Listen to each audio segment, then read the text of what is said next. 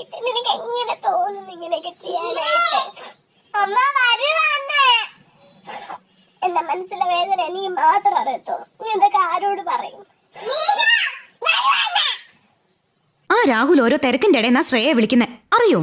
തിരക്ക് എന്തായിരുന്നു തിരക്കി നോക്ക്, അപ്പ അറിയാം. ദേ വെറുതെ എന്നെ കൊണ്ടൊന്നും പറയരുതേ.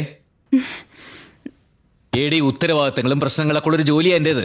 അതിനിടയിൽ പൊന്നെയെന്നും കരളെന്നൊക്കെ ചിലപ്പോൾ വിളിക്കാൻ പറ്റിയെന്ന് വരില്ല. അതൊന്നും സ്നേഹമില്ലാത്തതുകൊണ്ടല്ല.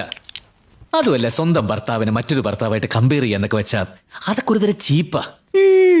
എന്റെ ചെറിയമ്മ പറഞ്ഞിട്ടുണ്ടല്ലോ, ഭർത്താക്കന്മാർ. നിന്റെ ചെറിയമ്മയുടെ 16 അടിയന്തരം. നിന്റെ ഇഷ്ടം അറിയുന്നുണ്ടാവും എന്നാണ് എന്റെ ഫീൽ.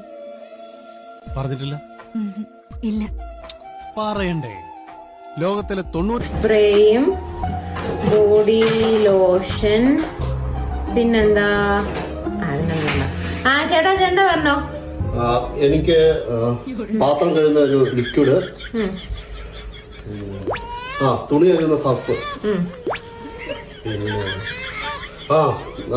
തൂക്കുന്ന ചൂലുണ്ടല്ലോ, അത് നീളം കുറഞ്ഞു പോയി. ചൂല് വേണം. ഈ ചൂലൊക്കെ തൂക്കുമ്പോഴേ പതുക്കെ തൂക്കണം. ഇങ്ങനെ അടിച്ചടിച്ച് തൂത്താൽ പെട്ടെന്ന് ചീത്തയായി പോകും. ഇത് എപ്പോഴും വാങ്ങിക്കാനൊന്നും പറ്റത്തില്ല.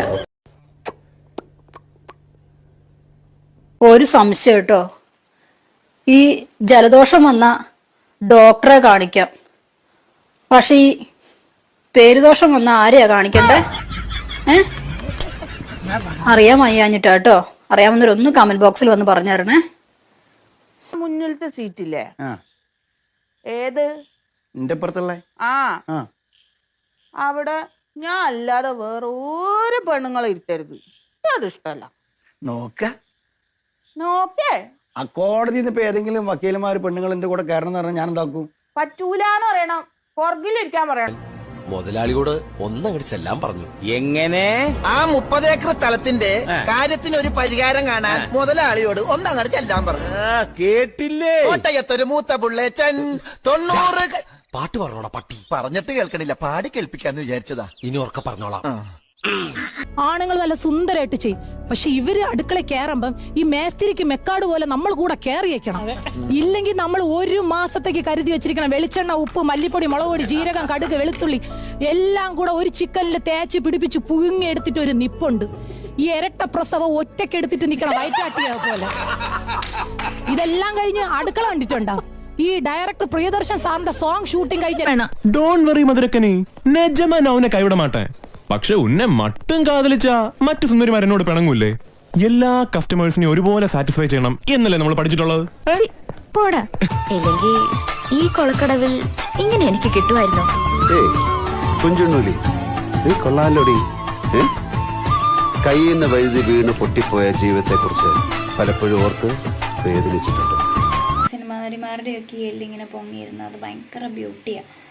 നമ്മൾ പാവം പഠിച്ചോണ്ട് ഈ 2 എല്ലിങ്ങനെ ഒന്ന് പൊങ്ങിയിരുന്നു കഴിഞ്ഞാൽ പട്ടിണിയാണോ, കഞ്ഞി കുടിക്കാനില്ല. അങ്ങനെ കണ്ടുപിടിക്കേ അവൻ അത്യാവശ്യമുള്ള തടിയും ആ മസിലും ആ പൊക്കവും ഇച്ചിരി ബുദ്ധി കുറവുണ്ടെന്നല്ലേ ഉള്ളൂ. അല്പം സാരമില്ലെന്ന് വെക്കും. ആദ്യമാണെങ്കിലോ തടിയും ഇല്ല, പൊക്കവും ഇല്ല, മസിലും ഇല്ല, ബുദ്ധിയില്ല, ബോധവും പോലെ നിങ്ങൾ പറയണം.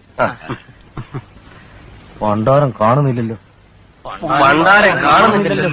അതല്ല പറഞ്ഞത്. നിങ്ങളോട് ഞാൻ പറയുമ്പോൾ പറഞ്ഞാൽ മതി. അതൊരു തപസ്യ.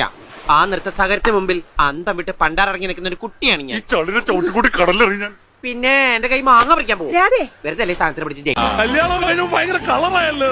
കല്യാണം കഴിഞ്ഞപ്പോ കളറായതല്ല, കല്യാണം കഴിഞ്ഞപ്പോ കടവണായത്. പറയട്ടെ, നിങ്ങൾ കേക്കണം. ഇവള് കണ്ണ് തുറന്നു കഴിഞ്ഞാൽ അപ്പം തന്നെ ചിക്കൻ ബിരിയാണി നോക്കും, കണ്ണടച്ചാ ഗോതമ്പുണ്ട ചോദിക്കും. പറയട്ടെ, അത് മാത്രമല്ല കല്യാണം കഴിഞ്ഞതിന് ശേഷം ഇവളെ കൂലിപ്പണിക്കുവാൻ സമ്മതിക്കില്ലെന്ന്. എത്ര പവനാന്ന് പറഞ്ഞത്? 10 പവൻ.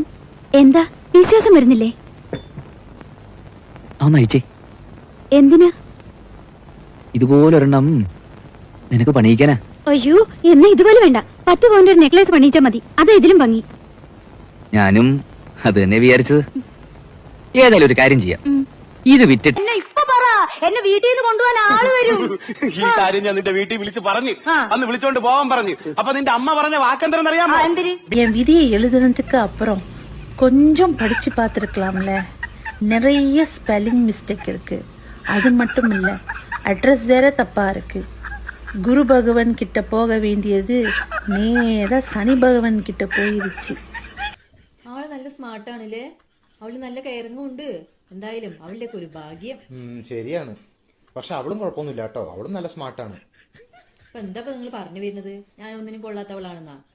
ഞാനെപ്പോഴാ അങ്ങനെ പറഞ്ഞത്? അല്ല, നിങ്ങൾ പറഞ്ഞിട്ട് ടോൺ അങ്ങനെയാണല്ലോ. അപ്പൊ നീ അവനെ കുറിച്ച് പറഞ്ഞപ്പോ ഞാൻ മിണ്ടാണ്ട് കേട്ടോണ്ടിരുന്നല്ലോ, അതെന്താ? ഇനി കൂടുതലൊന്നും പറയണ്ട, എനിക്കൊക്കെ മനസ്സിലാവുന്നുണ്ട്.